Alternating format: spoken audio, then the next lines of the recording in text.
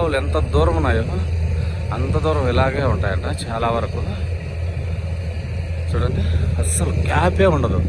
కానీ దీనిలో నీళ్ళు వాటర్ ఫుల్ ఉంటాయి. లోగా పెడితే గడ్డకు వస్తారో లేదు తెలియదు కానీ సూపర్ సూపర్ సూపర్గా ఉన్నాయండి. చూసారు కదా మధ్యలో పూలు చూడండి ఎలా ఉన్నాయో. చూడండి చూడండి అసలు ఆ చెట్లు చూడండి ఎంత అందంగా ఉన్నదో.